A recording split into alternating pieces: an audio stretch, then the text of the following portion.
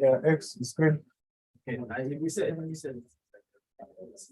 Well, on Tuesday, it said that one of the roaming mics had a problem. Okay, great stuff. So there's only one. Okay, so guys, I just need what's in program at the moment? Oh, okay, cool. Let me just double check here that it's there. Is it fine if I put the blue screen? No, hang on. I'm not getting it. I'm not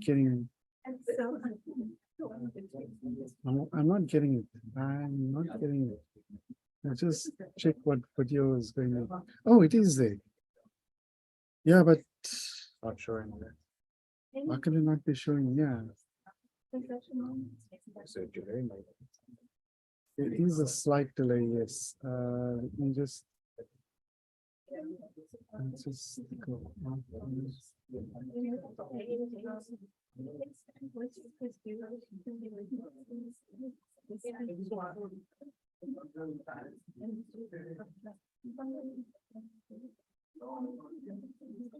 Oh, it's because there's no audio. Just unmute that mic there so that it can just switch to where it is. The podium one.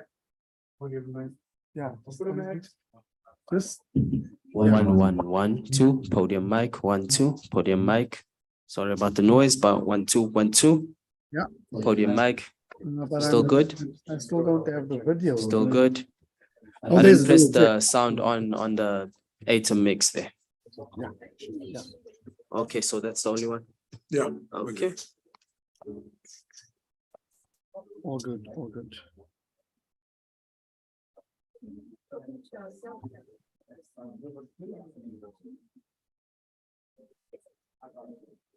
Let's just spin.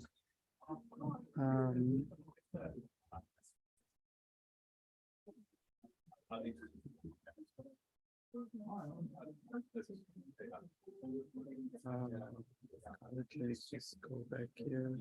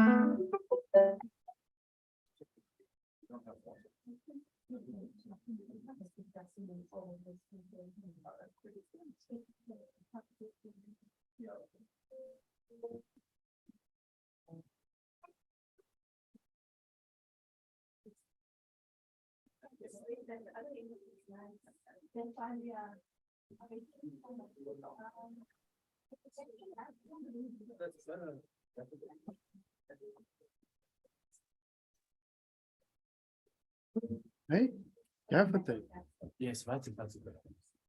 there you go.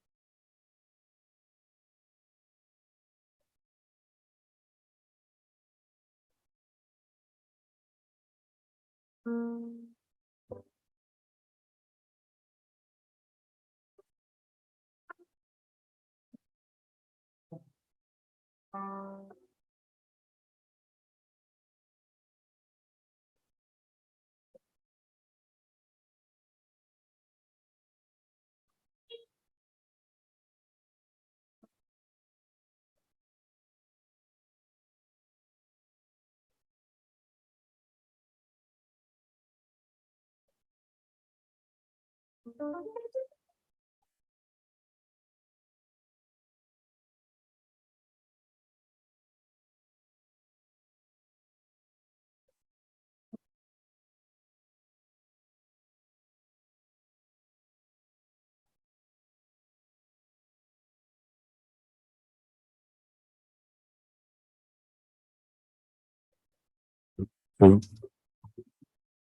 morning, everyone. Anyone who has a presentation they're going to be doing, can they please bring it to the front so we can put it on the laptop? Thank you.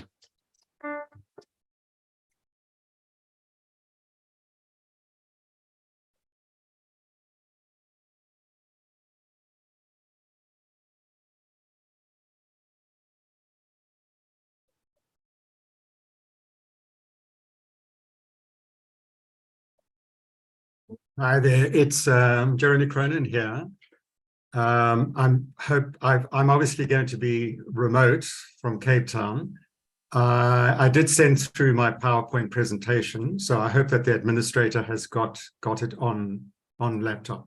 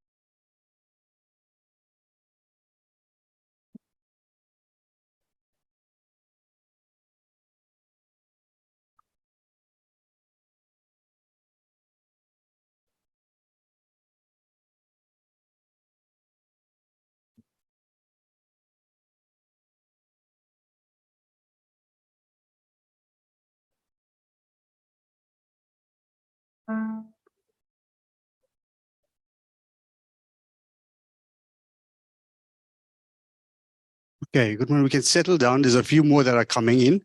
We are just trying to get the first speaker. We have 4 speakers that will join us online, and we're streaming. So we're just getting the technician to stream the first speaker for us, and we will start in the next 2 minutes or so.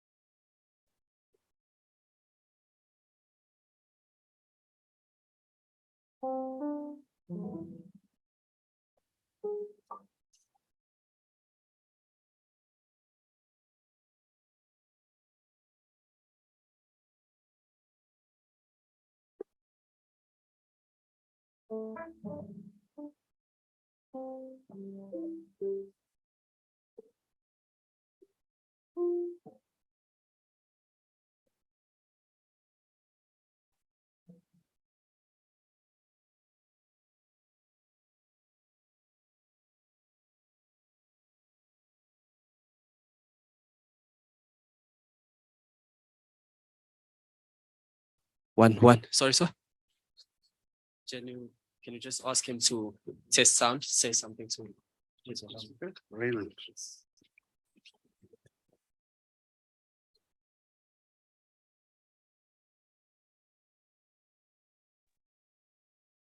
Sorry, are you talking to me? Hey, Rylan, if you can hear us, can you just test your sound on your side? Well, that's what I'm doing.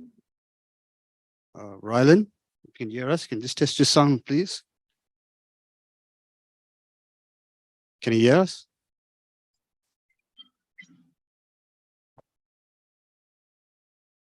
Yeah.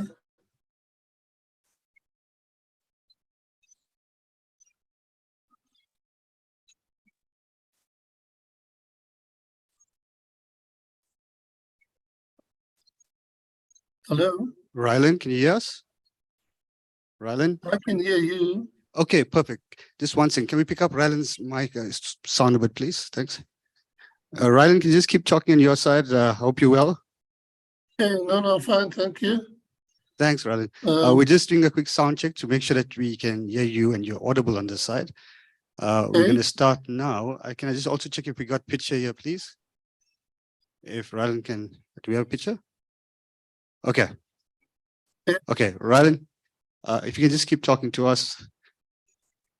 okay, I'll try to keep talking. What do you want me to talk about? I think there's a lot of people here, so we can have lots of conversations. Yeah. Okay, so we want to know how the weather is in Cape Town. I'm actually not in Cape Town at the moment. I'm sitting in It's not in Joburg. Cape Town. Okay, so how's the weather wherever you are? The weather is nice in Joburg. The weather is Oh, you terrible in Cape Joburg. Town. Okay. Yeah. So I guess it's not as bad as here.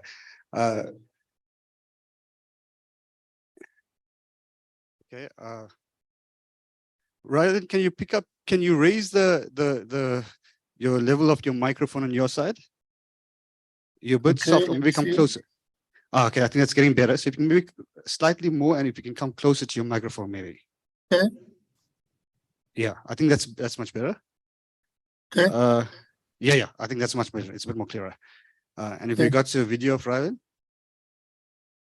Okay, we're just trying to get you, we've got sound, we're not trying to get you on video.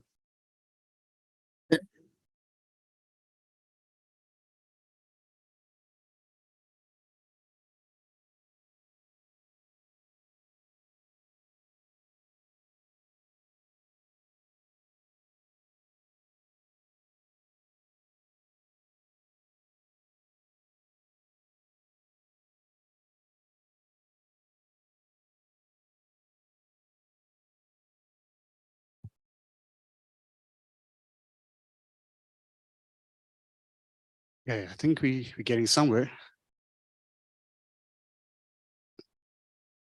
Yeah.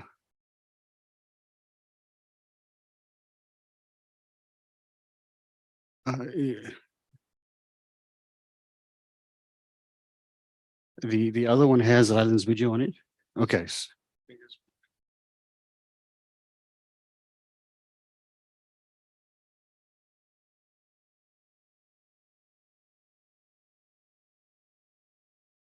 Where is the ICT person?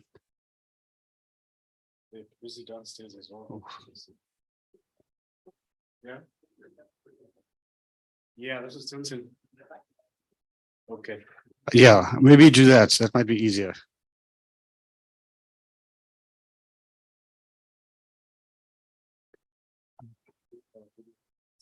Video guys, then we should get this right.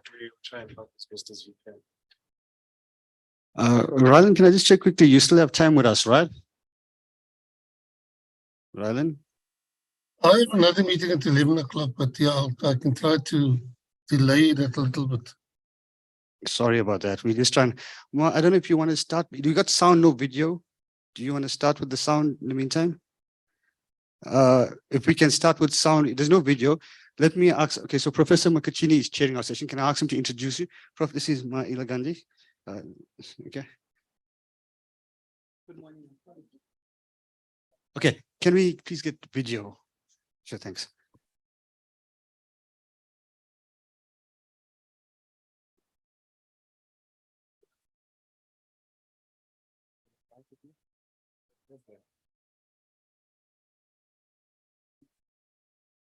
We're getting audio, no video.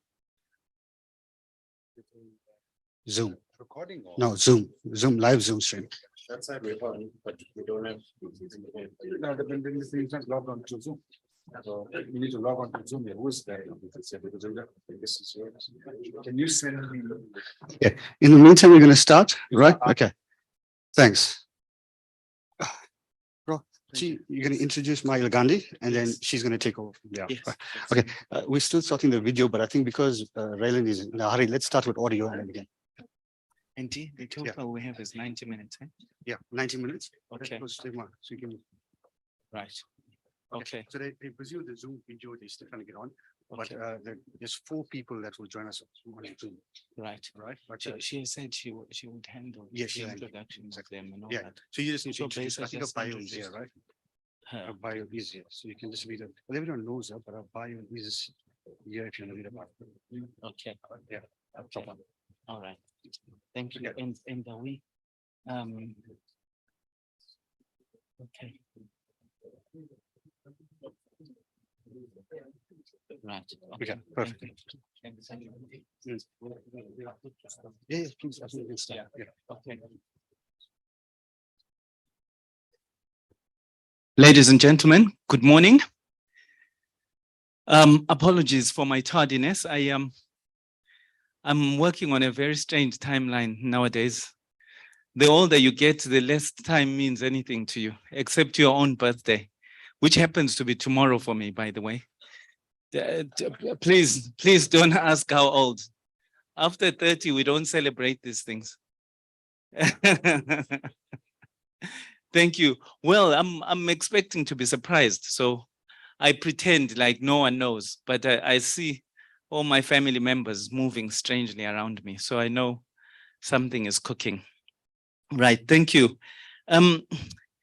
Right. We this morning engaging in a very, very vibrant round table. I think everyone recognizes that e-media has taken our life over for the better in most instances, and sometimes not so much for the better. And this engagement that we'll have will explore those issues really in relation to GMK, their visions for the world, and how those visions have interfaced with communication technology. Mine is just to introduce our compare in many ways, or the person who will oversee the panel discussion, that being Dr. Gandhi, who you have all heard a bit about, but I will, for the purposes of this engagement, will restate a little bit of her background just to make sure that we are. Sorry, there's a multiplicity that I must manage. Should I? Are we good to continue? Thank you. So just as I was saying that I will very briefly walk us through her bio so we understand who she is, if we don't already know. I also want to plead to everyone to respect that we have an absolute maximum of 90 minutes to engage in what could be a generational conversation. I think you will accept that this engagement has tentacles that could keep us here for weeks on end, but we will try to summarize and collate our conversations into just 90 minutes. Have I? Oh, okay. Oh, you don't want the bio. Okay, right. I had a feeling that I would have to skirt over it. So the bio is there for you, folks, if you really want to read it. Some of us, the bios reveal themselves as we engage, and I think when we engage, your bio will reveal itself. Without further ado, I want to hand over. I want to hand over to her, and encourage everybody to be as critical. I think, we have these engagements not to agree. We have them to kind of uncomfortably extend our intellectual competencies. So please be as contortionist as you can in your engagements. Of course, all the decorum that goes with this type of engagements we expect to exist. Without further ado, I will pass the microphone on to you, Al. And good morning. Thank you. You're welcome.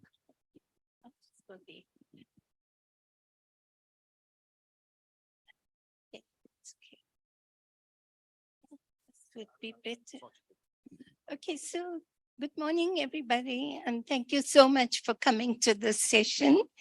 As has been said, it's a very critical session, particularly at the present moment.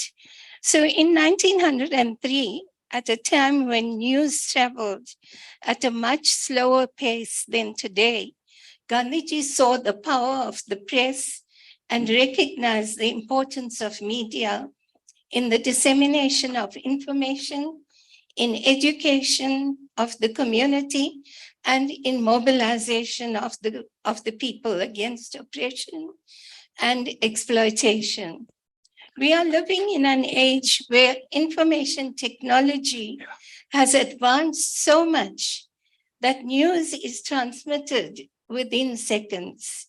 We are faced with a barrage of information through which we have to be able to differentiate between information and misinformation.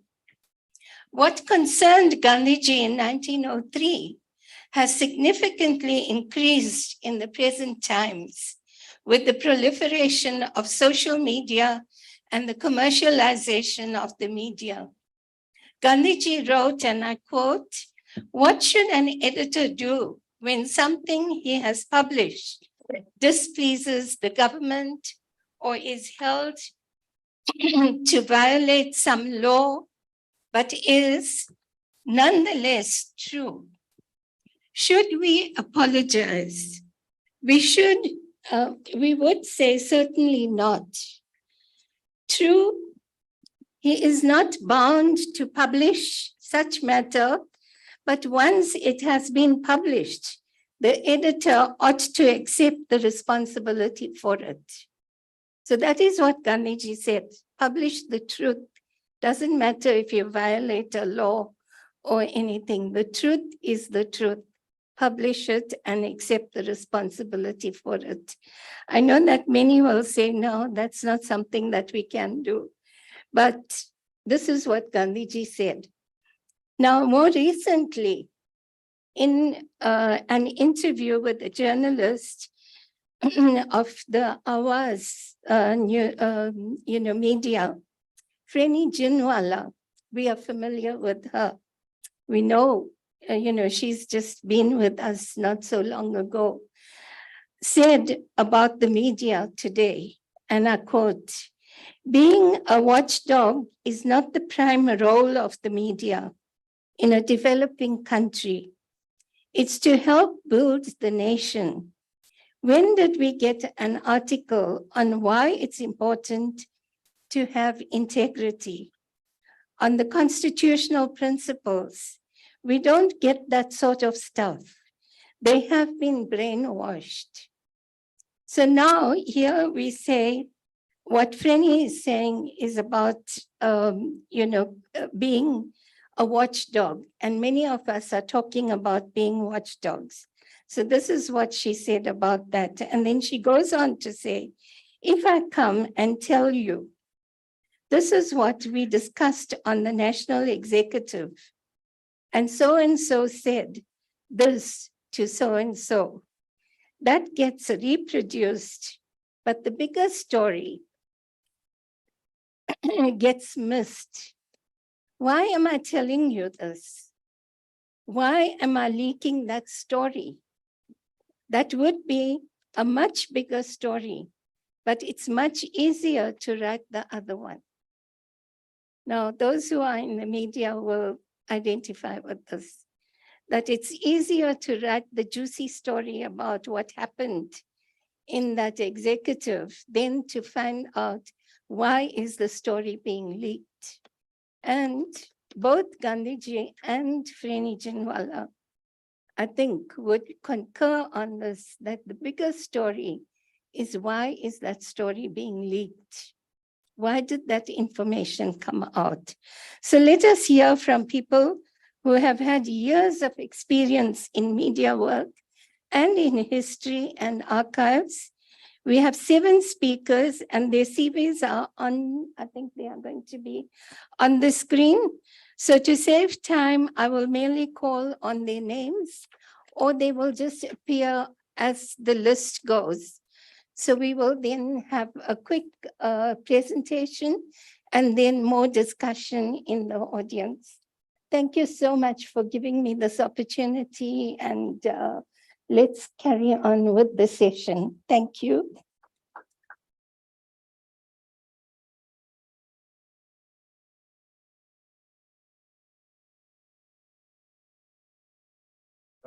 Ryland, are you with us? You can start. Thank you.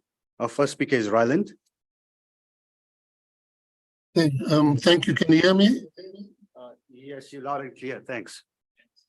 Okay, so We can't thank you see so much for inviting me to participate in this panel discussion. And also thank you for keeping alive the legacy of two of the greatest people who have walked on this earth, Nelson Mandela and Mahatma Gandhi.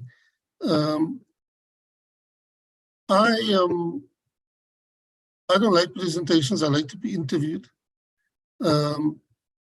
But also this topic is so broad and I really struggled to decide what I should focus on. So I feel that I'll talk about community media, but I think it's important to first maybe just give a little bit of context. And so the context is that the media has always played an important role in public discourse. But it's really the word, the media, is very deceptive because it's almost like you're combing all media with the same brush. And media is very, very different. They can be divided along the lines of platforms, target markets. Some media target white audiences, some media target black audiences, some media target young people, some target old people, etc. Media can also be divided between those who are perceived to be traditional media.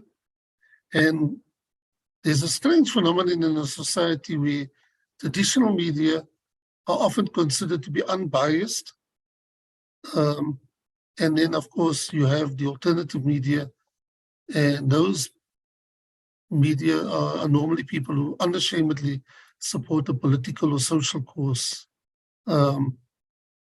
The alternative media, the community media in South Africa did this in the struggle. So let me first, and we're talking pre-1994. So in the apartheid days, it was very uneasy to kind of understand the media landscape in South Africa. The mainstream media were dominated by 4 major print groups, 2 English and 2 Afrikaans, as well as the South African Broadcasting Corporation, which dominated visual and audio broadcasting. The Afrikaans newspaper groups, Naspers and Persco, and the SABC were seen as supporters of the National Party government, which were mainly supported by white Afrikaners, while the English newspaper groups, the Argus Company and Times Media Limited, were targeting middle and upper class white English-speaking South Africans who supposedly supported liberal political parties opposed to the National Party. Poor, working class Black South Africans struggled to find themselves represented in the dominant media outlets. Most of the media, the mainstream media, did not report on community organizations or their struggles, let alone the broader struggle for liberation in South Africa. Of course, it did not help that the organizations leading the liberation struggle were banned and the South African media operated in an environment of strict censorship, which could result in outlets or publications being banned or journalists being banned or detained. Despite this, there were some attempts to sometimes air the voices of those who were outside the formal white political system. So I will focus specifically on alternative media in the 1980s because that is where I have personal experience. I worked at Grassroots Community newspaper and at SALT, which was a Cape Town-based anti-apartheid newspaper, and at the New Nation, which was a Johannesburg-based newspaper supported by the Catholic Bishops' Conference. Alternative media in the 1980s particularly were born out of a need among political activists for media that would be responsive to the needs of communities and that could support the liberation movement in broad terms. The second aim was always difficult in an environment where the state did not hesitate to crack down on dissent. There was a proliferation of alternative media in the 1980s, and I'm not going to mention all the names because it will take more than the allocated 10 minutes I have. But in Cape Town, we had Grassroots. In Oudtshoorn, we had Saamstaan. We had Africa and Speak in KwaZulu-Natal, the Eye in Johannesburg. We also worked with a publication in Namibia called BRICS. And each of these and other media deserve to be researched by academics and to have books written about them. So community newspapers, like I said, were like Grassroots and Saamstaan, were rooted in communities. And in some cases, like in both Grassroots and Saamstaan's cases, these newspapers were owned by the community through various organizations, civic organizations, youth organizations, women's organizations, trade unions, church organizations, sports organizations, etc. Ownership of these newspapers entailed community representations at all levels of the newspaper structures, from editorial to production, distribution. In some cases, but not in all cases, community newspapers were funded by overseas donors, while commercial newspapers depended, and even the commercial newspapers that were alternative in nature, depended on support of advertisers to keep them afloat. And there were some great alternative commercial media outlets in the 1980s or before 1994, including the Leader, which was a family-owned newspaper in KZN, the New Nation, Weekly Mail, Vrye Weekblad in Johannesburg, and South in Cape Town. But so these commercial alternative media outlets were obviously a little bit different to the community newspapers. So one of the things that characterized community newspapers in the 80s was a term that we coined at Grassroots called democracy.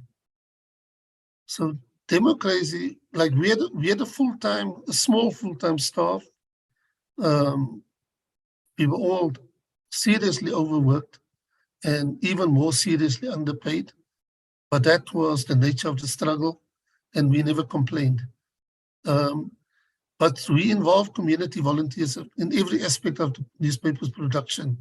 From news gathering to folding the newspapers at the printers and selling the newspapers in targeted communities.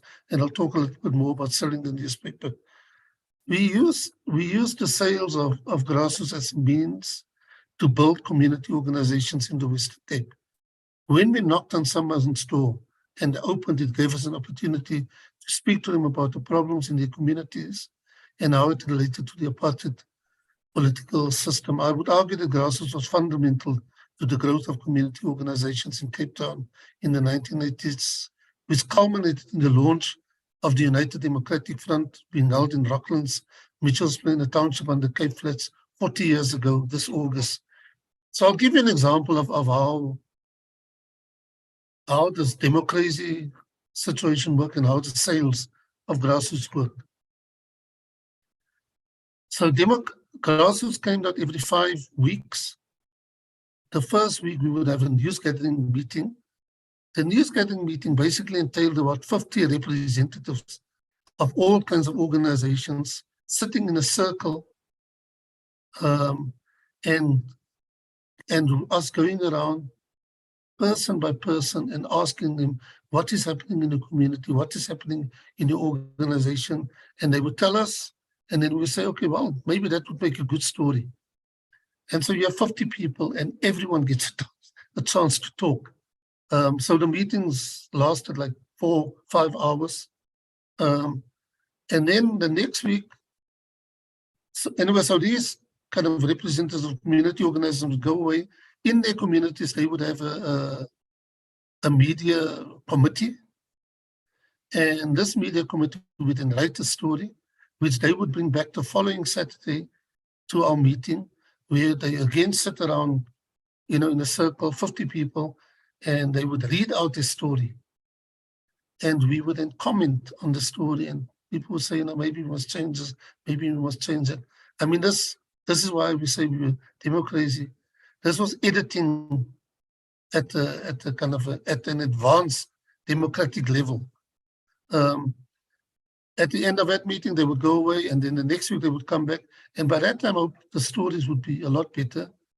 But by that time, we would then let the production committee take over.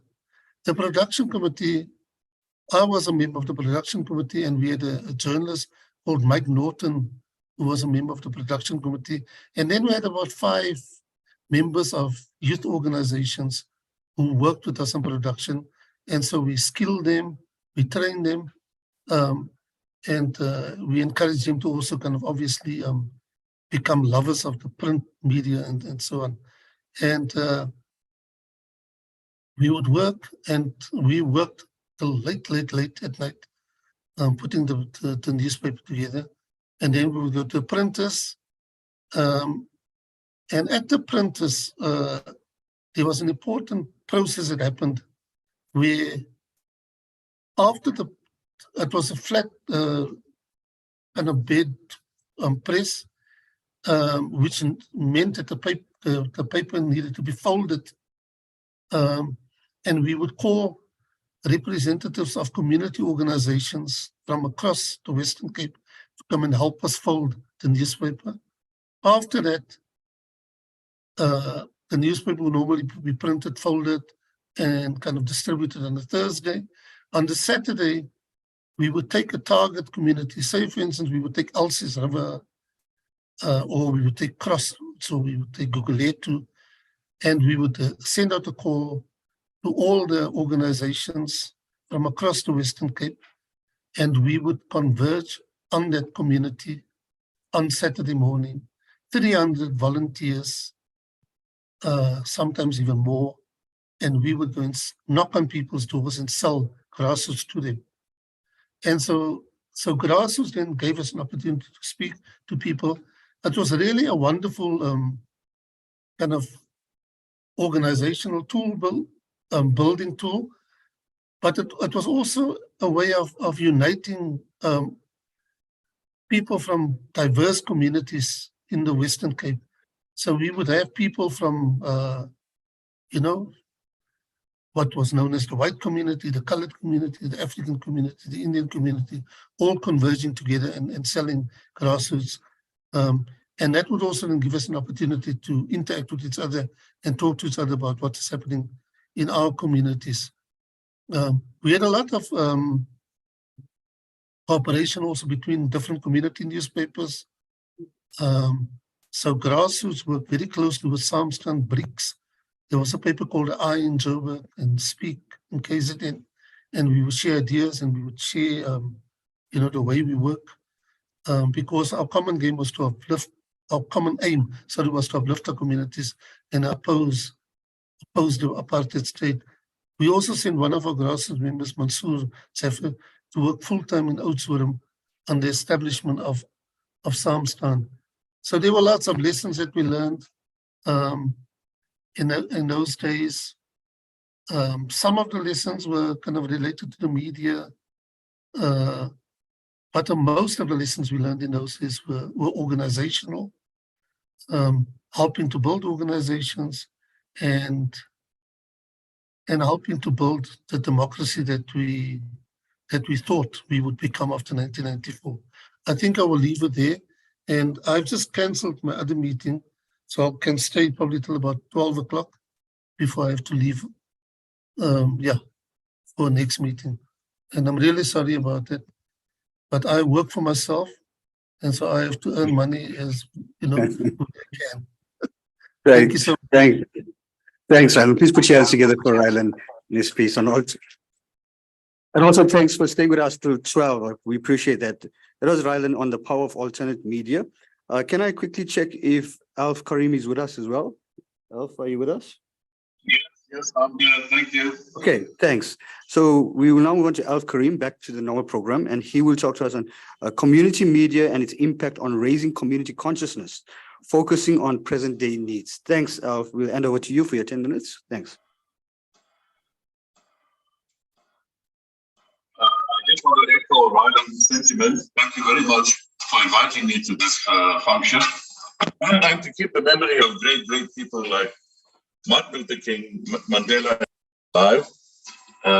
They have dictated very much the type of use of the media as well that we should be looking at. And so it's quite an honor to be here and speaking about this. Now, the topic I've been given is very broad. And what I thought I will do is bring out some of the issues regarding community media in the current context and make one proposal that hopefully can then answer the broader question that this topic raises. Now, the first point I want to make is that this presentation itself is prefaced on one important element, that media, that social transformation and the empowerment of marginalized sectors within communities in the modern era cannot take place without an effective media infrastructure in the country. That without media, that is not possible. And the role that media has played in the days of the struggle, as outlined by Rylan, is something that we need to build on, adapt and build on, but it remains a critical element. Alternate media is one important part of that alternate infrastructure. In the past, we had a variety of media, as Rylan pointed out, so I'm not going to repeat that. But the point being that there are multiple definitions of alternate media. And I don't want to go into the debates regarding the definition. Here, I'm focusing more on community media and utilizing the definition that community media reflects community issues and provides a platform for community voice. Now, rather than going into the definitional issues, I thought maybe just bring out some of the characteristics of alternate media that we have learned from the past. We still have to apply that now, and maybe we can adapt it further. First thing is it's not for profit. No need to expand on that further.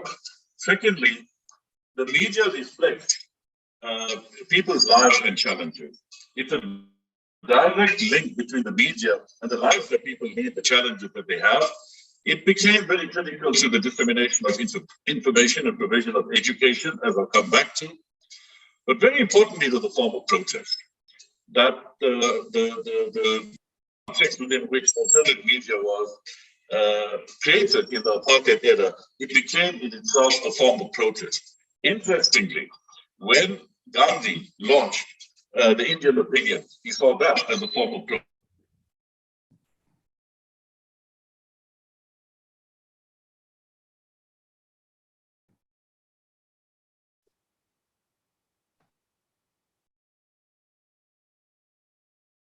Alf, I think you mute for a second there.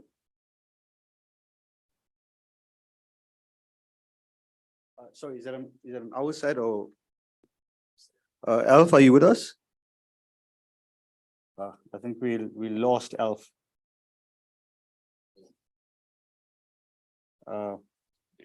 Chair, if I may, can we go proceed and we'll try to get Alf back? Okay, and we can. Yes. Okay. Perfect.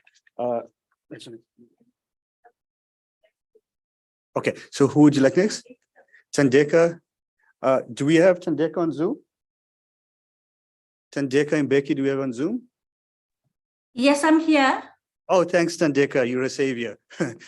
Can we cross over to you, Tandeka, for 10 minutes, if you don't mind, Tandeka?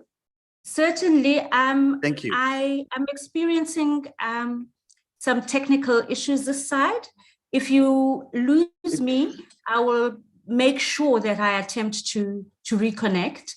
I'm joining you from Rhodes University in Makanda. Perfect. I think keep your camera off. It's fine, because if you have a streaming quality, the audio is fine. Thank you so much. I have been asked to speak about the Indian Opinion, Gandhi's newspaper, in the context of the alternative press and the early Black press.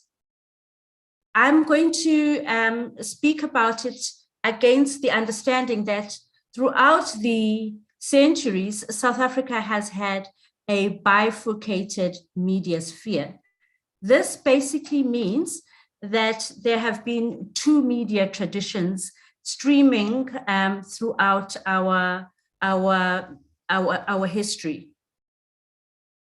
The traditional press typically has got very little coverage and reach in the communities of Black people and all other marginalized communities in South Africa, and very little credibility.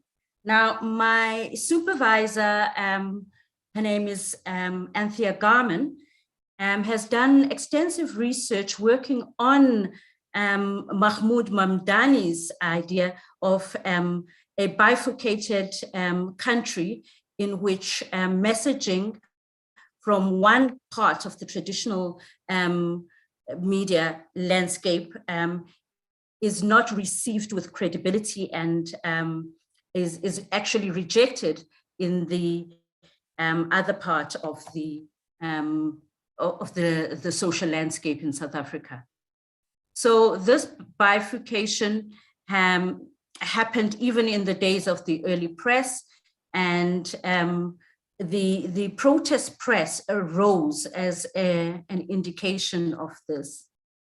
Imvoza Banzunju was the first Black newspaper in the country, and it arose here in the Eastern Cape, and it was published by John Tengo Jabavu, and he himself was a political figure, part of the Black protest movements of the time, a bit of a conservative, and the newspaper depicted very much the individual political affiliations and views and opinions and values of the founder. And so did Indian Opinion.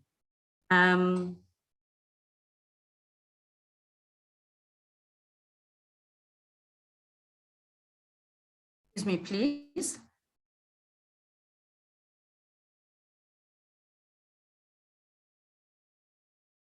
Hello? Hello? Oof, I've lost you. Tandeka, we can hear you, Tandeka. Oh, it sounds frozen on the other side. I'm sorry about that. Okay, it's fine. You can go ahead. On our side, you're quite audible. Okay. Please give me a minute.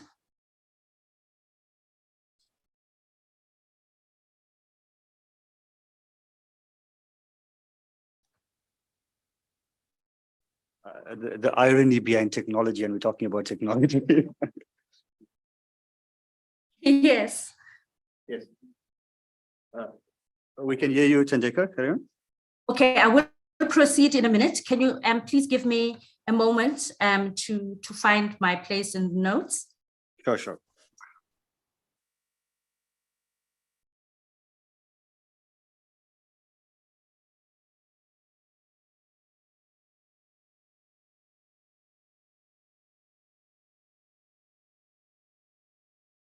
Thank you for your patience.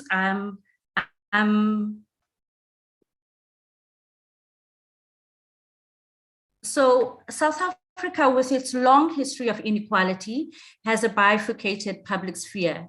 As a result of this, it has had two media traditions through the centuries. One traditional, mainstream and commercialized, and the other arose in reaction to the inherent biases of the mainstream media and its skewed coverage patterns.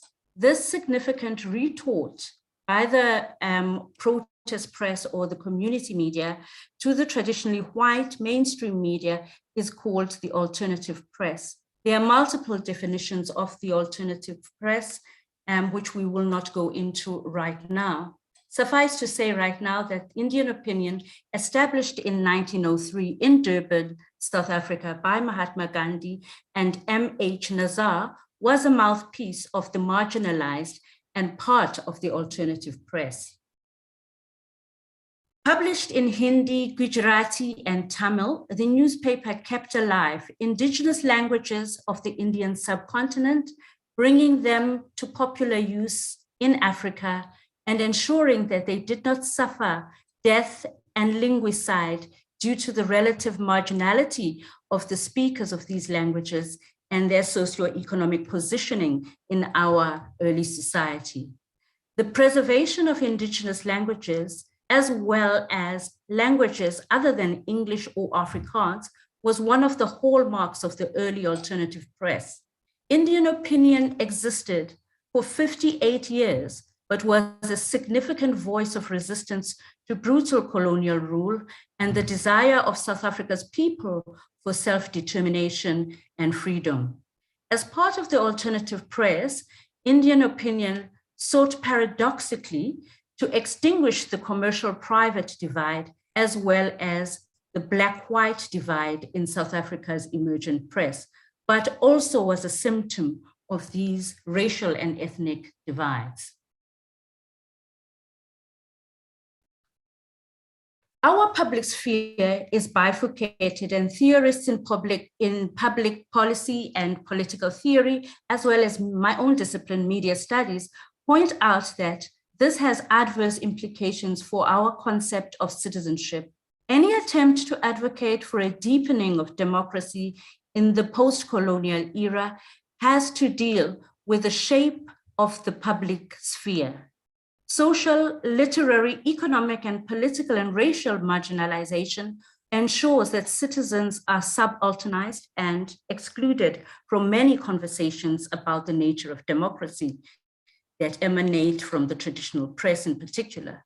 The result is that of a domain of the powerful and their own media, and a fragmented subaltern protest movement that often gives rise to alternative voices through their own media, such as community publications and media entities through which the opinions of the oppressed, their cultures, lifestyles, and perspectives can enter the public sphere to contribute to a unitary sense of citizenship. Bifurcation is born of slavery, indenture, colonialism, and apartheid, yet endures even though the formal aspects of colonialism are well behind us. Never has the assertion by theorist Ndlovu Gacheni that coloniality endures long after the colonial masters have left. And he writes, one of the most powerful myths of the 20th century was the notion that the elimination of colonial administrations amounted to the decolonization of the world. This led to the myth of a post-colonial world. The heterogeneous and multiple global structures put in place over a period of 450 years did not evaporate with the judicial political decolonization of the periphery over the past 50 years. We continue to live under the same colonial power matrix that is global.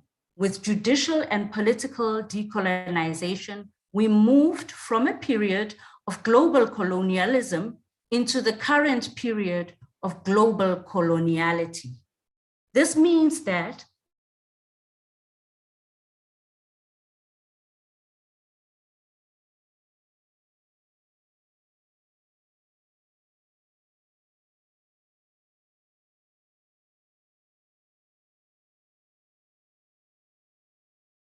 We lost her again. Tandeka, are you still with us? No. I think we lost Tandeka. Maybe if we have a little time later, while we can bring them back for discussion, can we move on? Who would you like me to? Okay, perfect. We'll get Jeremy after this. So maybe if we can, in the meantime, just see if we can get Mr. Jeremy Cronin online as well. Thanks. You're curious, you want to cheer or something? I'm fine, thank you. I think my paper follows really nicely from Tandeka's because she's introduced the alternate media from the colonial period.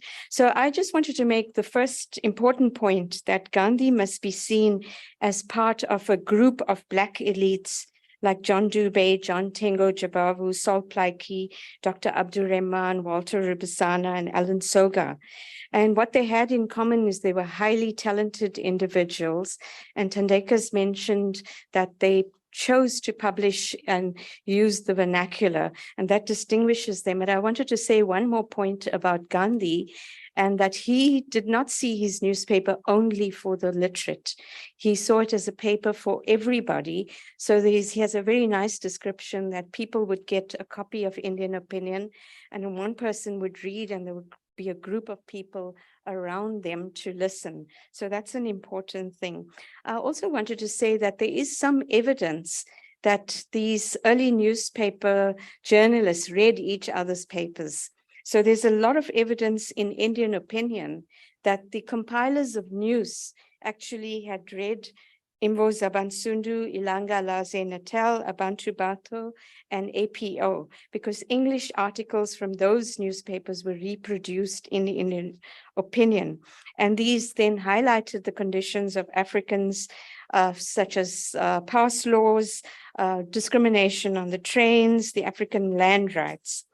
Now, Gandhi really became keenly aware of the power of the press.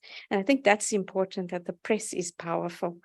And he used this effectively throughout much of his adult life. So what he understood is that a press could inform the public, and it could be used to put across a particular view, in his case, Satyagraha, Sarvodaya, and social reform. But on the receiving end, and he was on the receiving end, that a press could be extremely harmful and become a vehicle of hate. And he was almost murdered because of press reports in the English, in the Natal Mercury. And that gave him a lesson on the power of the press. But the white-owned press created the image and stereotype of the filthy Indian vermin. And his paper was then used to secure public support. So the way in which you can elicit international support for a cause. And what he had to say is that publicity is our best and only weapon of defense. He wrote that the newspaper press is a great power, but just as an unchained torrent of water submerges whole countrysides and devastates crops, even so an uncontrolled pen serves but to destroy. So in his own language practice, he says he exercised restraint, watched every word that he used. And his advice to his son, I see anger in your editorials, control that, and so words were important. He merged the idea of having a newspaper with an ethical lifestyle. So I think Indian Opinion is a little bit different. In terms, you need to look at the production of Indian Opinion. It challenged hierarchies between press workers. Everybody had the same wage. This distinction between employer and employee was also, I think this makes Indian Opinion quite distinctive from others, but also press workers were required to be farm laborers and grow their own crops. So I think this is also very distinctive. And what was also another feature is that women were allowed to be part of the production process. So I think that also has to be noted. But a further distinguishing character is that this was not a business concern. Profits were not part of the production of Indian Opinion. Now, another point that I wanted to make is that they always had the reader in mind. So what is the effect of publishing a story on the reader. So the moral effect on the reader was part of the consideration. So they plied the readers with stories of brave individuals whose lives could be emulated and who had sought to change society by taking action against injustice. In this era of very quick news, I don't even remember what I read yesterday, and you read quickly online, and so I don't know what retains. But in this era of quick news, Isabel Hofmeyr makes a very important point that Gandhi encouraged slow reading. The newspaper was not a disposable thing. He said, keep your articles, develop a file, read them. So it's not something today's news is finished and it's over, but the paper had ethical lessons that you could read and read again. Also, it is not just that you read, but you have to act on what you read. So the power of the press was to address the abuse of human rights, discriminations, and injustice. And in this regard, Indian Opinion highlighted the conditions of indentured labor, and the most successful campaign to end the indentured labor system was launched by this newspaper and the editors of this newspaper. I just wanted to end with 2 points: that Indian Opinion is an incredible historical record. So even those academics who criticize it use the paper because it documents the situation of the Indian South Africans at that time.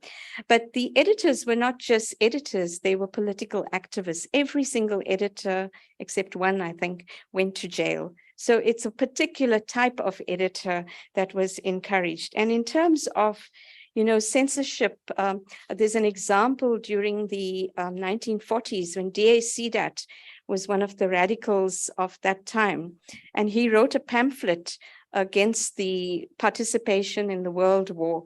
Indian Opinion actually published that. When the pamphlet was banned, D.A. Sidat was being hunted by the police, but Indian Opinion published that pamphlet. And one of the advantages of being at Phoenix Settlement is it's 100 acres. If security police are coming, you're going to spot them long before they come to you. So Ranji Nobat was the editor in the 1960s. He saw the security police coming and he dashed into the sugarcane fields. So I think there's a lot of lessons to an advantage to being out of the urban setting and in a rural setting. I'll end with that. Thank you.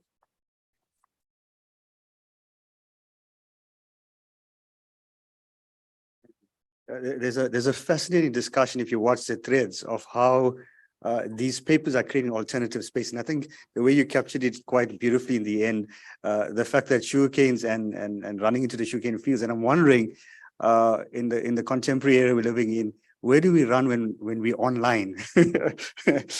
Jeremy, are you with us? Yes, I am. I hope you can hear me. Perfect, Jeremy. Thanks. So our next speaker, Jeremy Cronin, and he's going to talk on the historic background on how the South African struggle was assisted by alternative media. Thank you, Jeremy. You got 10 minutes. Thanks. Okay. Can I just ask, is it possible to do a share screen option?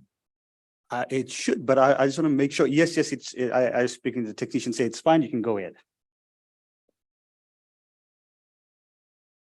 Right, yeah. So my interest is in, well, first of all, fascinating inputs from the previous speakers on the roundtable, and good morning to everybody. My interests are more with the sort of overall dominant narratives within the media generally and currently.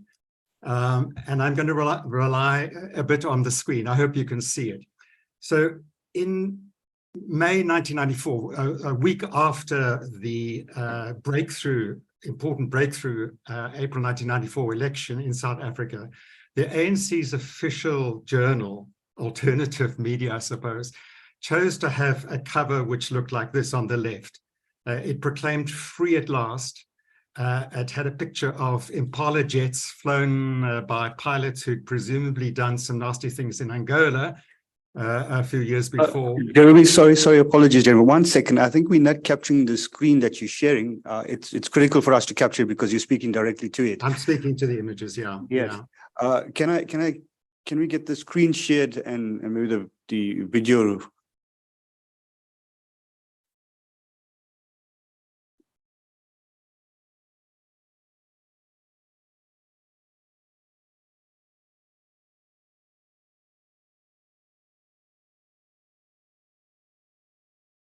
Is it coming up now? Not yet. We're capturing your video, not your screen. Are you sharing your screen? Yep. Oh, Well, trying to. Maybe I'm not empowered to. I need the administrator to do that. okay. Can maybe you stop sharing and then reshare? Okay, it is coming. Okay. No, we are seeing, I think this is yours. Yeah, we are seeing your screen at the moment, so if you can go ahead. Okay, Perfect, great. perfect, Okay, that is perfect. working. Okay, so as I was saying, on the left is a picture of how the ANC's official journal chose to represent the hugely important democratic breakthrough. Picture of jets flying over the inauguration ceremony of President Mandela. On the right, it chose not to represent it like that. In other words, as a people-driven process, rather than as a rather official thing. Inside, the editorial read like this. The moment has arrived, liberation, real change, national democratic revolution, call it what you may. It was clearly not quite sure what to call it. It went on to say it's the moment that flashed through the minds of many as they succumbed to the assassin's bullets, the hangman's noose, the torturous fatal blow, etc., etc., etc. So it was investing the moment, and of course then the incoming administration, with the legitimacy of centuries of struggle. But having then correctly, not incorrectly, I think, spoken about the importance of that democratic breakthrough, it switched tunes and began to go on in its editorial saying things like, now ordinary people will only rejoice at the sight of the first million houses being built. So you see already citizens who had been mobilized in order to bring about the end of apartheid were beginning to be reduced to spectators in the process. Remember, it goes on, the writer of the French Revolution, it was referring to the conservative Tocqueville, who said that, you know, patiently I waited for so long, as it seemed, beyond redress. A grievance comes to appear intolerable once the possibility of removing it crosses people's minds. So, and it goes on, in June, allocations from the budget will be decided upon, and a modest beginning can then be made. So what's happening here, unfortunately, is basically the ANC's official publication beginning to develop a narrative of popular demobilization, of managing down expectations and preparing the ground for a top-down delivery state, quote unquote. And I think that that's a problem that we've continued to have and have continued to have for, continue to have. What is going on in the mainstream media in South Africa? Well, basically the dominant mainstream media narrative is one of speaking truth to power. Most of this mainstream media, commercial, print, radio, TV, and so on, project themselves as independent, as speaking truth to power, meaning essentially speaking truth to the political incumbents, the ANC, the very ANC government, which is battling to be this delivery state. And at its best, and it sometimes has been at its best, the mainstream media, I think, and this framing that it has produced of speaking truth to power, has produced invaluable critiques of state capture, of incompetence, of corruption of all kinds. And certainly, I would want to assert that as South Africans, we should be, unambivalent in saluting this important contribution.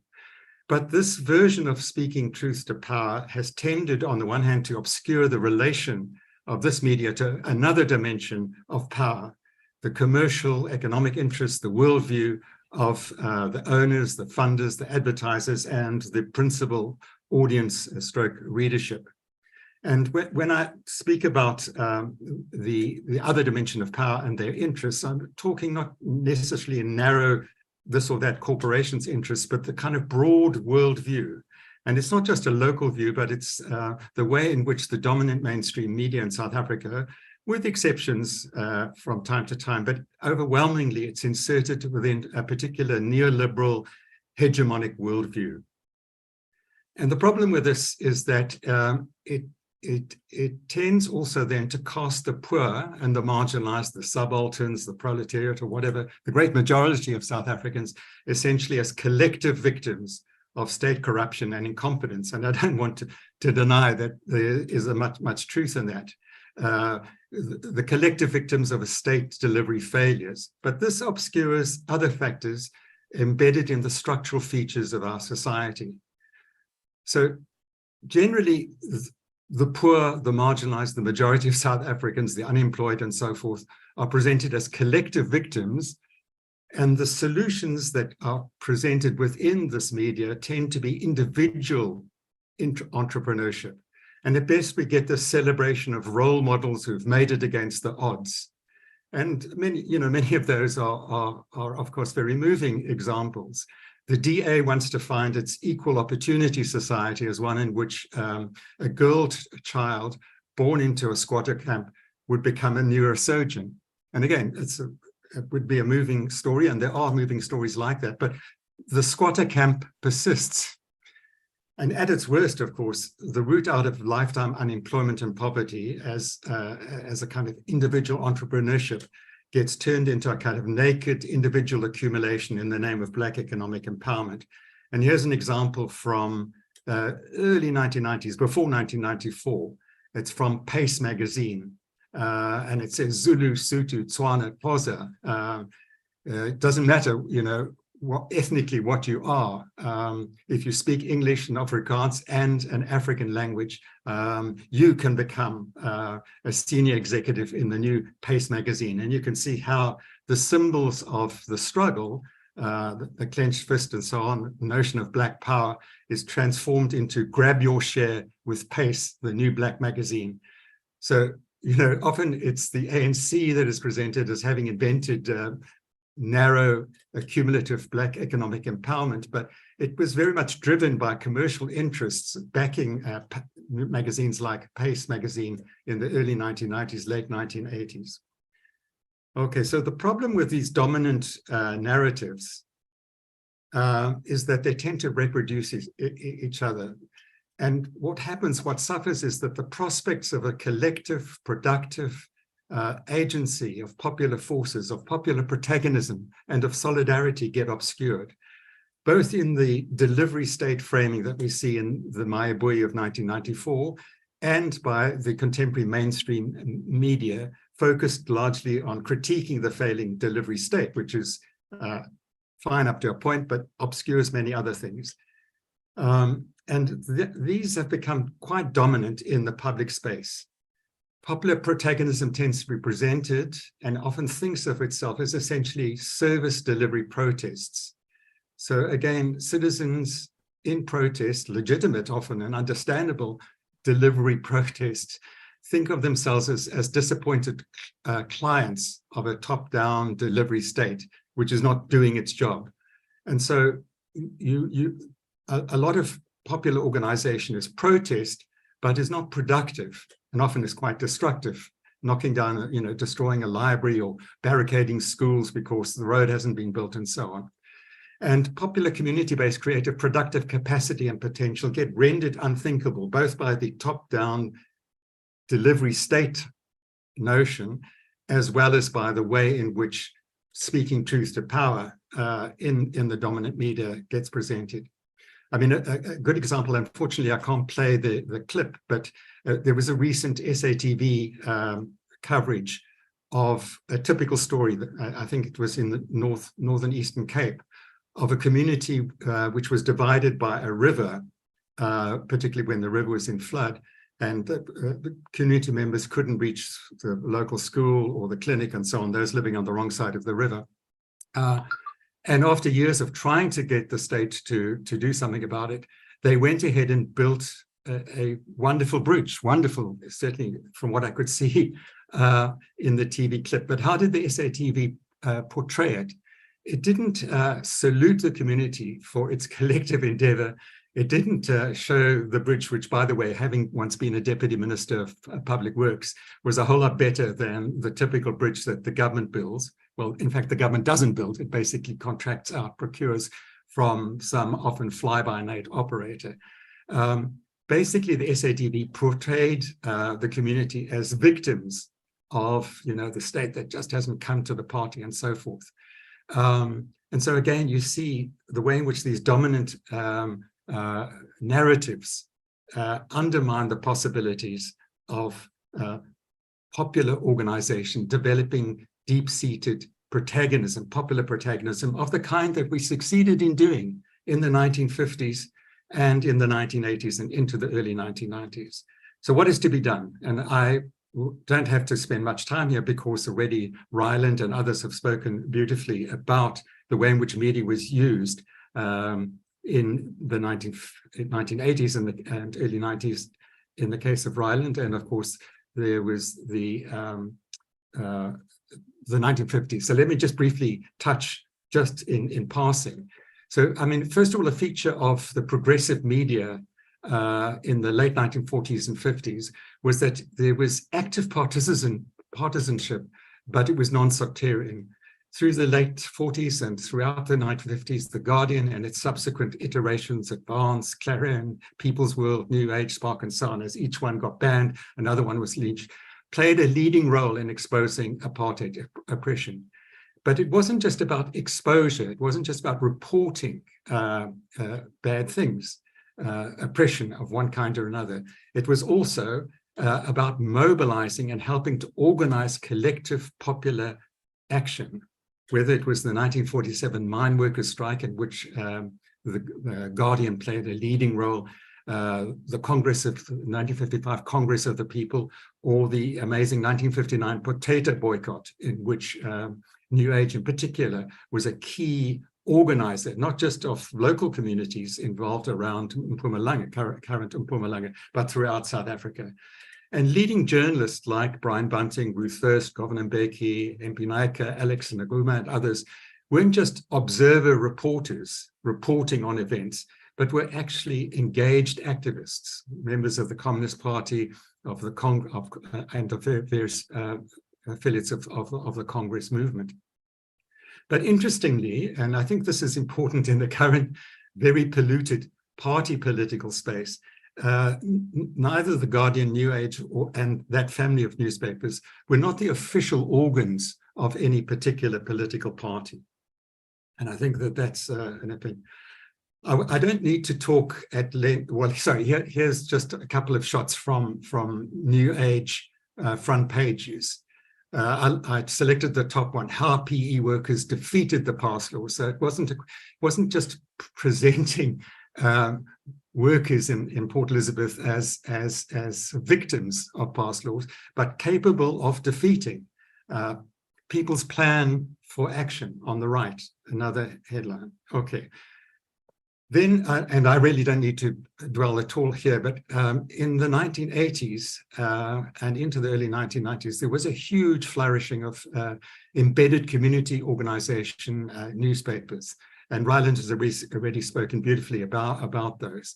What I liked about this is a spread from Julia Fredericks's book, South Africa, A Different Kind of War, which gives just a sense of some of what was going on in these community newspapers.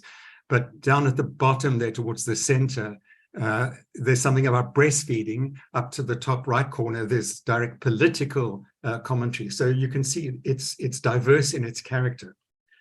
But I want to then stress another dimension as well. So the community newspapers like Samstan and Grassroots and ISWI and so forth. But what was also important in the 80s were the journals which sought to have a broader perspective, to relate to community struggles, but also to develop a common overarching narrative. So to give just one example, the theoretical journal, discussion journal of the UDF. Jeremy, can I interrupt for a minute? We have, unfortunately, we had lots of glitches, and so we are running out of time. If you can please round up quickly. Right. Okay. Thank you. What I'm trying to say in the next 2 minutes is that there were also important journals that spoke to try to develop a narrative in the case of Isizwe, to counter both the divisions that were occurring in the UDF around a workers' camp and a populist camp, and to talk about the strengths and weaknesses of both of those. I won't talk about, I'll jump then into my last slide. But aren't things different now? And certainly there are new challenges and new possibilities. I mean, most obviously there's the new expanded media possibilities of community radio, TV, community TV, media space, and space critically within the mainstream media. We should notwithstanding my critique of it, it's important that there's space that wasn't there in the 80s or 60s or 70s. But of course, the big question that tends to be asked is, well, during apartheid, there was a clearly defined enemy, but now, where are we? And a question that often occurs is, how do we position the role of alternative progressive media and the popular movement? Do we position it as with or against or despite the state? And my answer is all three. We certainly need, both in our progressive media, but in general, to be against corruption, abuse, bad policies as well. We need to get on with community building, with popular organization and so on, despite often the problems with failures in the state, corruption in the state and so on. Get on with building the bridge, the local community bridge, but also with the state. The state has huge public resources. Not everyone in the state is corrupt or self-centered. There are many colleagues there who want to do well. So build the bridge, for instance, to use just one example, as a community work program, driven by the community's priorities, but resourced with public funding.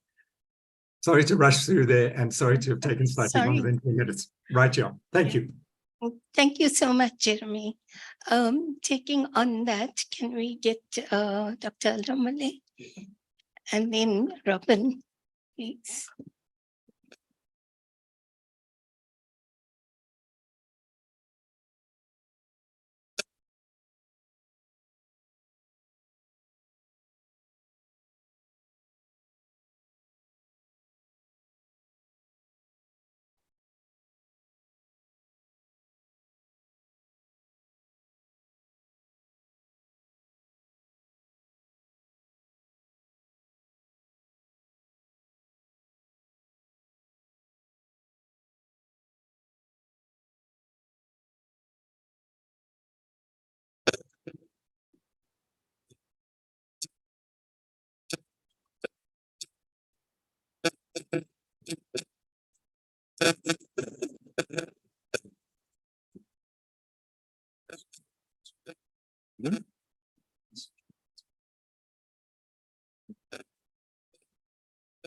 Here.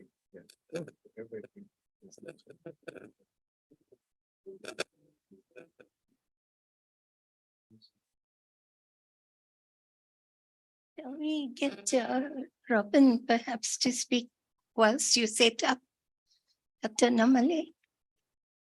Yes, no. Okay. Are you? Namaskar. Vanakkam.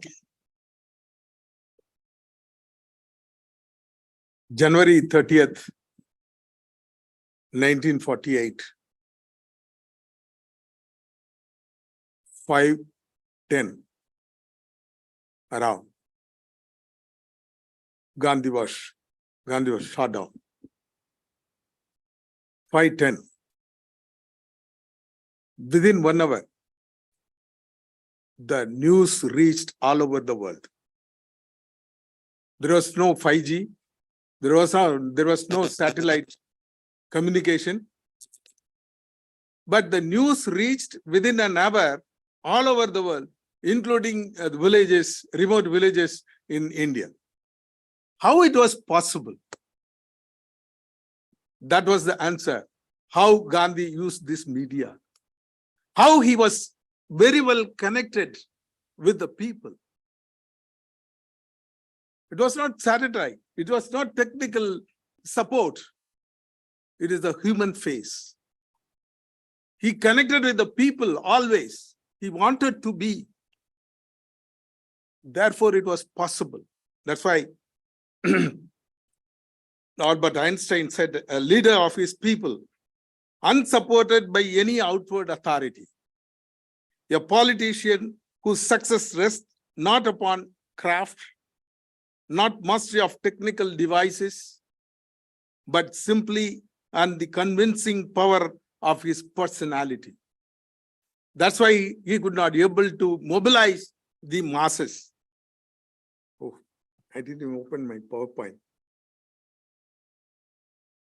Where is it? Hello? PowerPoint.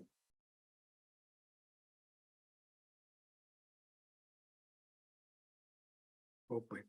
It's wrong. What's wrong? PowerPoint. It's already. Was it connected here? Here. It's already connected. Okay.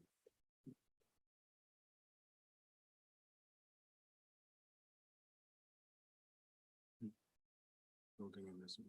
Yes.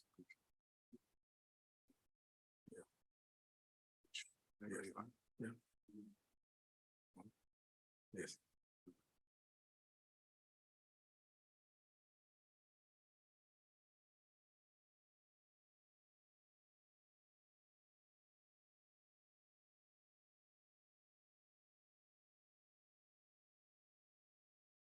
Before taking any decision, his idea he wanted to put before the public, in the public domain, to be contemplated by the people. Once you put it in the public domain and contemplated by the people, then it will become their point of view. That is the strategy he always adopted. He never imposed his ideas on anybody. He tried to persuade, convince the people. And I have gone through the papers of Indian opinion. Not only the Indian opinion printed, before printed, what has happened? That the conversation between Chakanlal Gandhi and Gandhi, or Polak and Gandhi, and the conversation itself reveals so many facts, how his mind works. And he is also aware of his weaknesses. It was a problem. For him, it was a problem. Public speaking was his problem. And how he solved? The problem itself has become a solution for him. He wanted to write everything. Even in the court, instead of speaking, he will put forth all his thoughts, his written statement before the court. If you speak, everything will go on the air. But if you put it on paper and present before the court, everything is on record. So he was very, very clear about his strengths and weaknesses.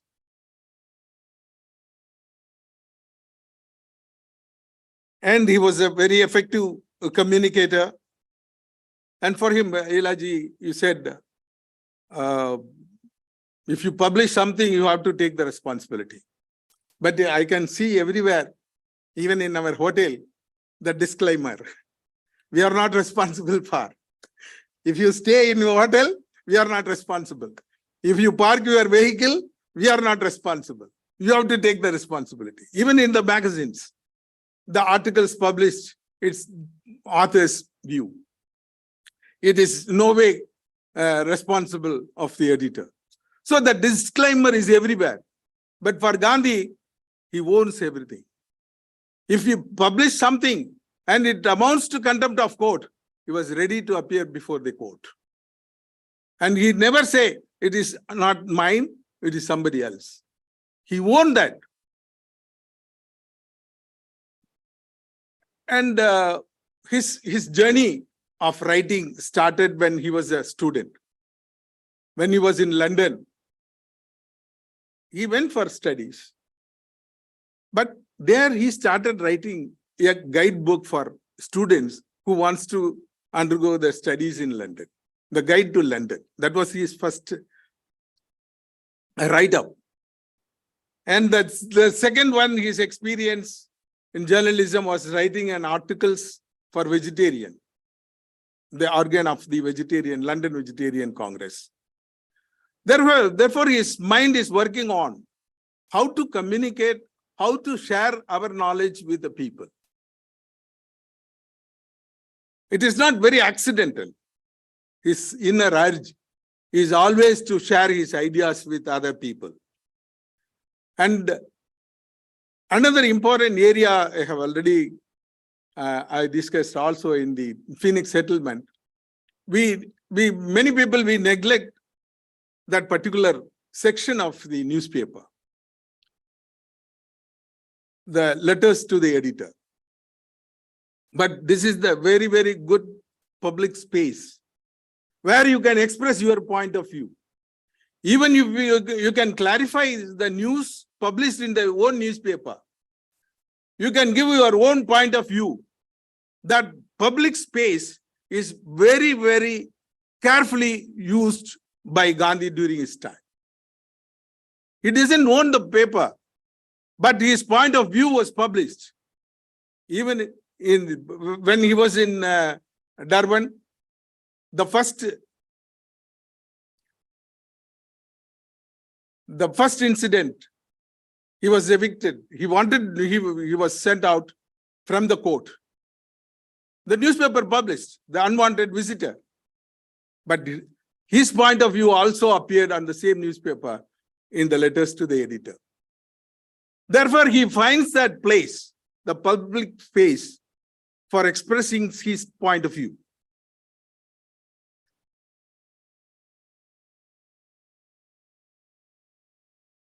So he communicated his philosophy, his ideas, the programs and activities through various methods, verbal method as well as non-verbal method. That is also very important. When Gandhi got very, very few photographs, only 2 photographs, I think, we have Gandhi with the cap, Gandhi cap. But that cap is very popular as a Gandhi cap. He never used, only very few times he used, but that Gandhi cap is a very popular symbol of freedom struggle in India. And his own dress, when he visited London in 1931, he didn't wear 4. He was in -4. He said, they asked, and King has +4, I was -4. Therefore, the dress himself demonstrated the status of Indians in India. He used all the non-verbal medium also to communicate his own ideology. An Indian opinion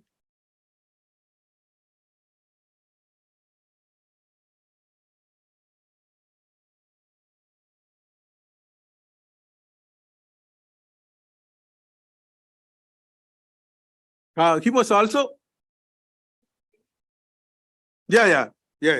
Okay. So he was also a representative of the Voice of India of Dadabhai Nauroji's book. Then he formed this Indian opinion, and Madanjit and Mansuklal Nazar as an editor. This is the first magazine, the first edition of the Indian opinion, 1903. On June 4th, we had a very good program at the Phoenix. And in India, as a 1919, when he reached India in 1915, but he started his magazine in 1919, Young India.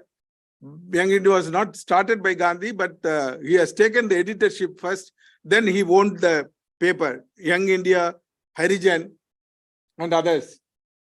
I have taken up journalism not for its sake, but merely as an aid to what I have conceived to be my mission in life. My mission is to teach by example and present under severe restraint the use of the matchless weapon of satyagraha, which is a direct corollary to non-violence. It is a solvent strong enough to melt the stoniest heart. To be true to my faith, I may not write in anger or malice. I may not write merely to excite passion. The reader can have no idea of restraint I have to exercise from week to week in the topics on my vocabulary. It is a training for me. It enables me to peep into myself and make discoveries of my weaknesses.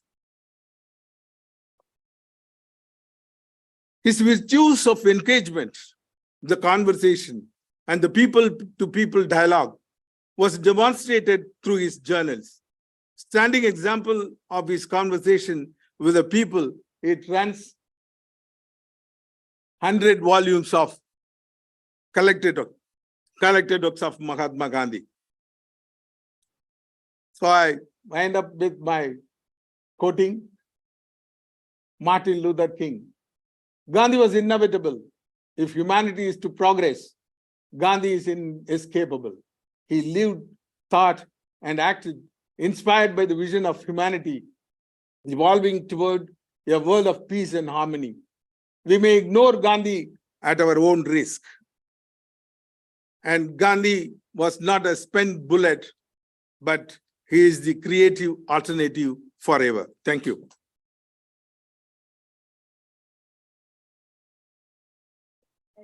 No, I know.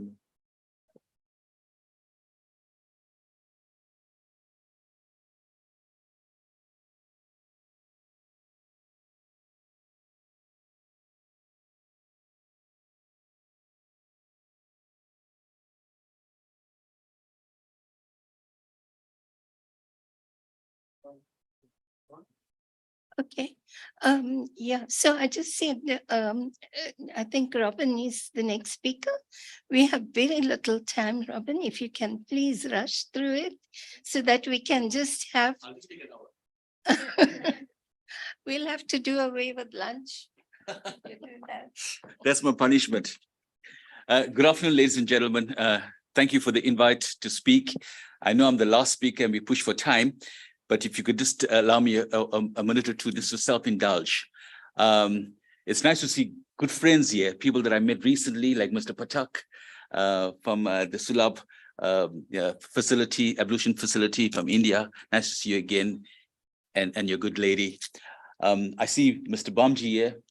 The last time I spoke to Mr. Bamji, when I interviewed him on the radio, on community radio, and nice to see him again.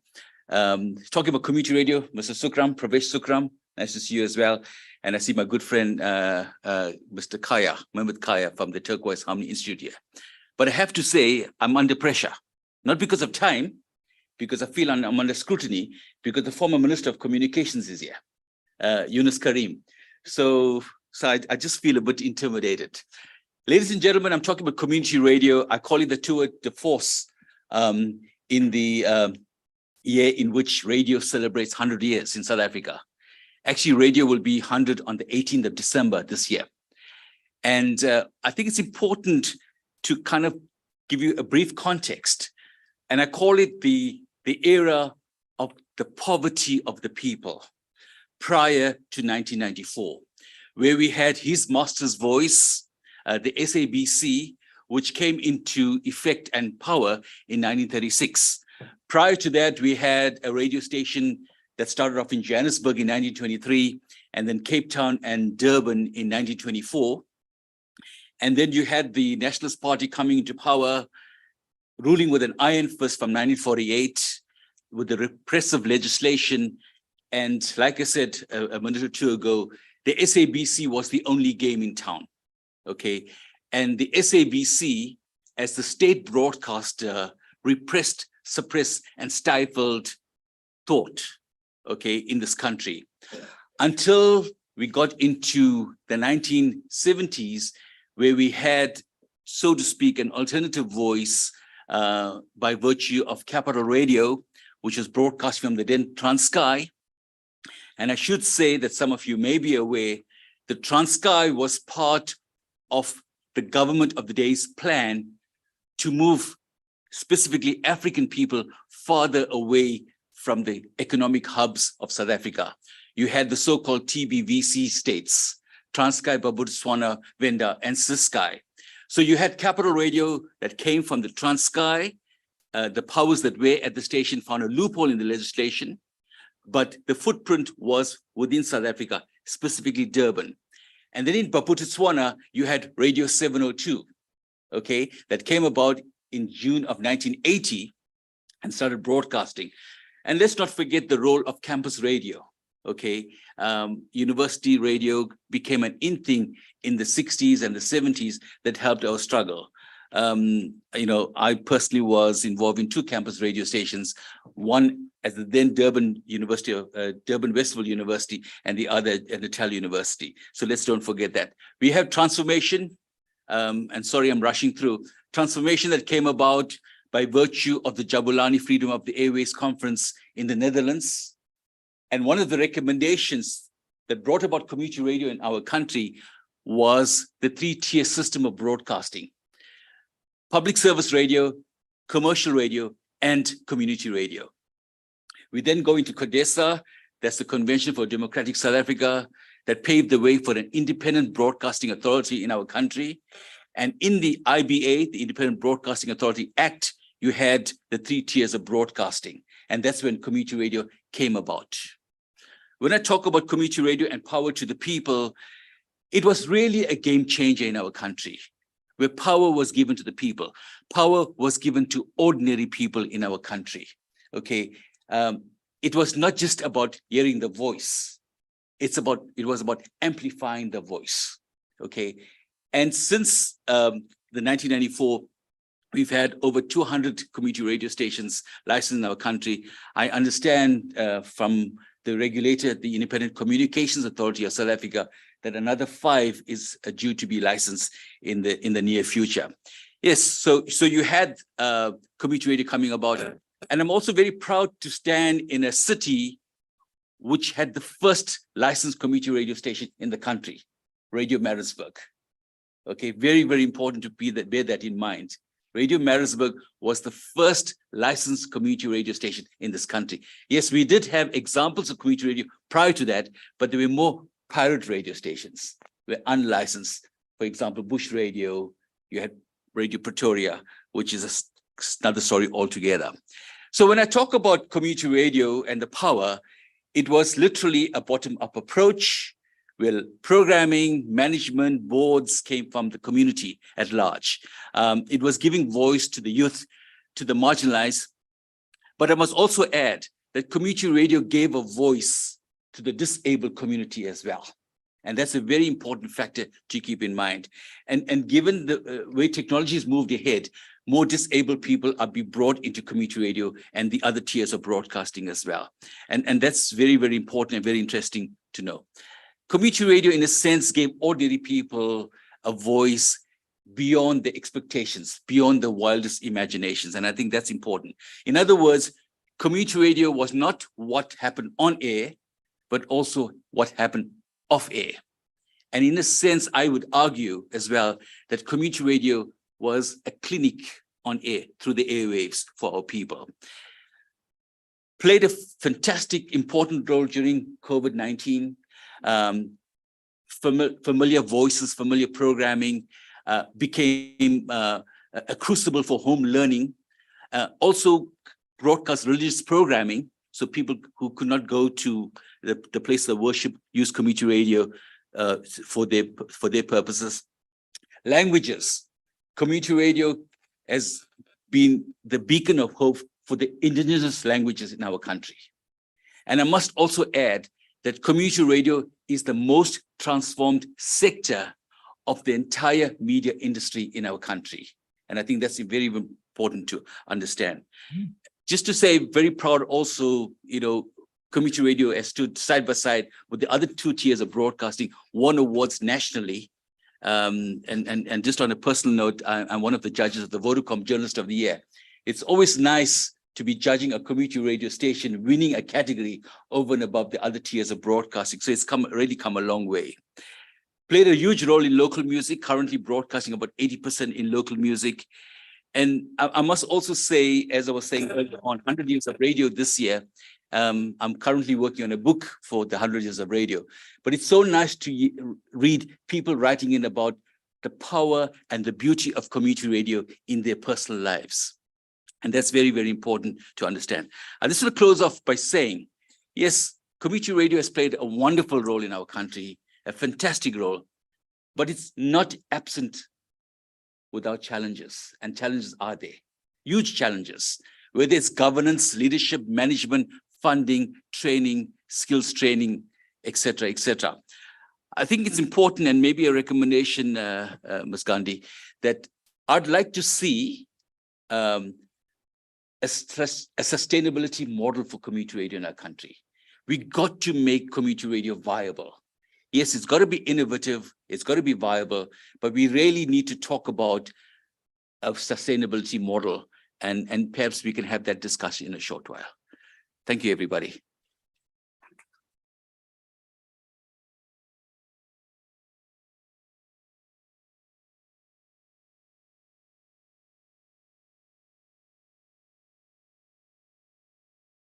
The Pathak, and he would just like to give a short input. Honorable Dr. Gandhi, Ila Gandhi, and participants, I am fully understand the time is over. Just ask at 2 minutes to tell me why Gandhi would have started Indian opinion. Because apart from his job of a barrister, he also wanted social justice in the society. And he also wanted that government should do justice to the people. And therefore, he had no option but to start a newspaper. Because whatever he used to think could not be published in a newspaper. Because newspapers has their own philosophy, what to publish, what not to publish. Because they have already commercial thing in vision. So, most important thing, like Gandhi wanted values of life, speak truth.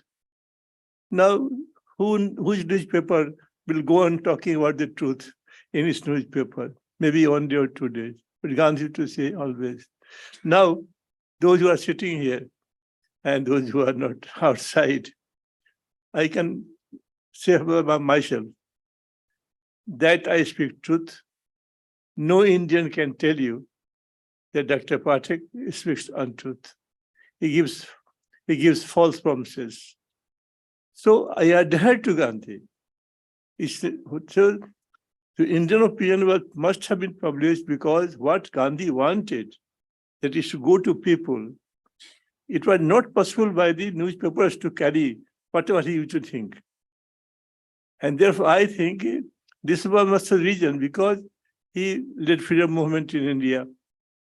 I also started his philosophy and then Sulabh sanitation movement in India to restore the human rights and dignity of untouchables. I published Sulabh India in a monthly magazine. Why? Because to talk about untouchables, to talk about taking the temples and social reformation, thousands of newspapers have published about Sulabh, not that I have not ever published, but the way we want to convey, they did not. So I told in the Finnish ashram that day, the Bhattacharya still said how to create the influential public opinion. And that was the only, I think, region Gandhi must have started Indian opinion to convey his own thing about what we are thinking, what you are to tell society, values of life and so on and so forth. So I conclude that Indian opinion, because I also leading a small movement, Gandhi led freedom movement. But to carry the movement, you will have to have your organ of media. Your things, media will not publish all the time. They can publish sometimes, yes, they can, but not all the time you can carry what you want to be carried. Or you wanted to told to people, what you want that people should do like this. So Gandhi must have started Indian opinion because of this, what I think. With yours, thank you, madam, for giving the chance. Thank you so much. Thank you. Just to conclude, sorry, okay, people can applause. Yeah, I'm sorry. So that we don't miss out on lunch, I think I have to round up very quickly, but I just want to make two suggestions. Number one, there have been very good papers that have been presented, and I would like to suggest that we collect them and the papers, particularly in this session, and then we can give it out to the people who are here. Today we have technology. Everyone has got an email. We can get them and we can just transmit all the papers electronically to everyone. Right? That's number one. Number two, if people are interested in furthering this initiative of having an organ, having a mouthpiece to promote the values that this conference is going to generate. And from all the different sessions that we have had here, there are a number of things that are coming out. And one of the major issues that has come out in the past few days is that we need action. We don't need to talk. We need action. And to get that community action, we need an organ. And so those of us who are interested in media work and in promoting this, please give me your details or with Mr. Chetty. If you could leave your names and addresses, we can then have another session where we'll have a discussion with the speakers who were online. And it doesn't matter which country you live in, we can have a Zoom session to discuss how we're going to take this initiative forward. So we haven't been able to discuss today, but we will be able to discuss it in the future.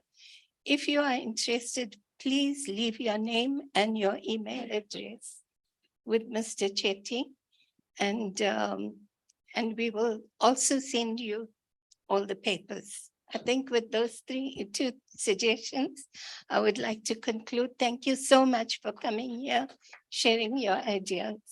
Thank you. No, thanks. Thank you so much.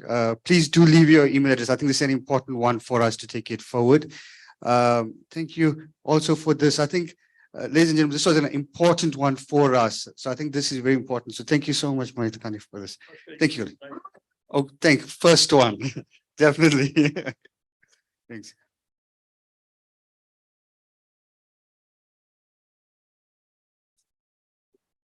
I think we're good.